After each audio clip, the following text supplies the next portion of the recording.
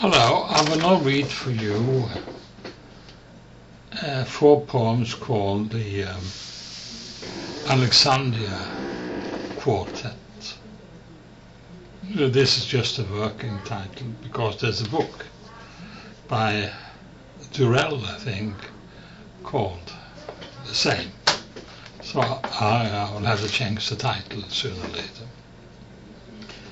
A man's Alexandria. A woman came into the living room, looking sideways. She brought ice-cold beer and snacks. Alexandria. This was a modern Egypt, its wise face not covered by a veil. The skin of her face was poke-marked. I heard voices in the kitchen. It was his daughters, but I never saw them, and that was okay.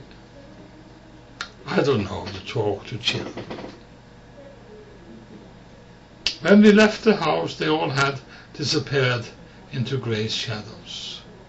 My Egyptian friend showed the orders to no one in particular.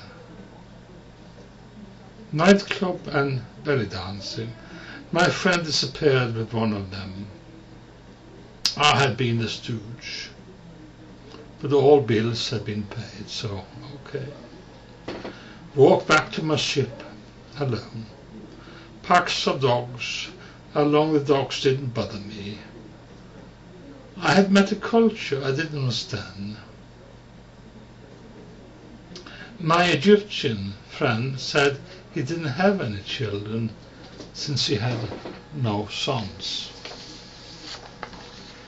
And that brings me neatly into a poem called The Alexandrian Dog.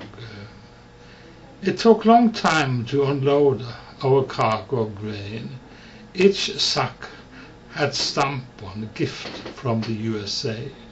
So the grain had to be poured into huge sacks, and that took time.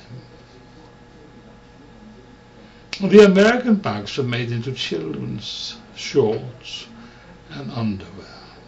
Alexandria was not teetotal, and every night I walked to a dockside bar followed by a dog that had got to the idea it was protecting me. A big dog. Guards by the gate didn't care to chase it away. On my way back to the ship, a bit more unsteady now, it led me back to my ship, safely. I fed the dog, and it ate without haste. The charade with the bags ended, and we had to leave. A howling dog by the dockside. We were both victims of a system we could not change. And yes, it feels good to be loved, even if it is by a cure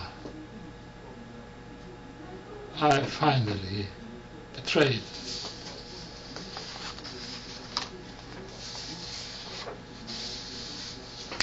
Alexandria. Dogs and flies. Butterflies, the insect, often appears in poetry. Flies are black and grey, sometimes blue, and bloody annoying. I got one in my hair right now. That is why no poet writes and extol virtue of the common housefly. But one day a fly landed on my nose, looked at me with eyes that held intellectual thoughts.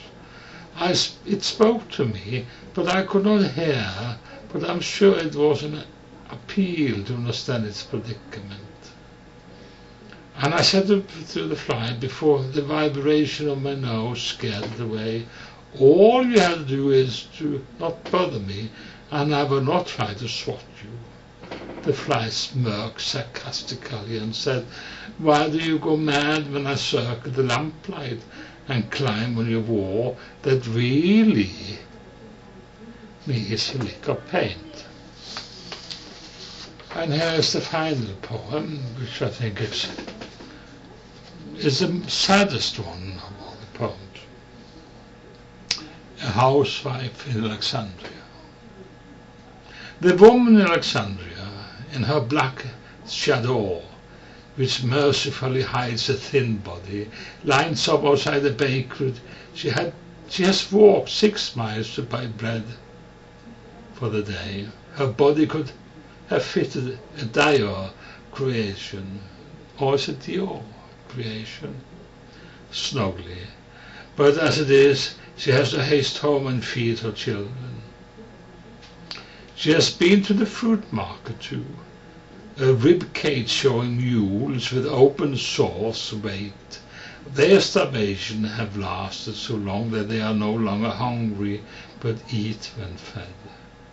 A rich woman who has never felt the pang of hunger tells mule drivers off for not taking care of their beasts, and dispenses salve on animals' sores.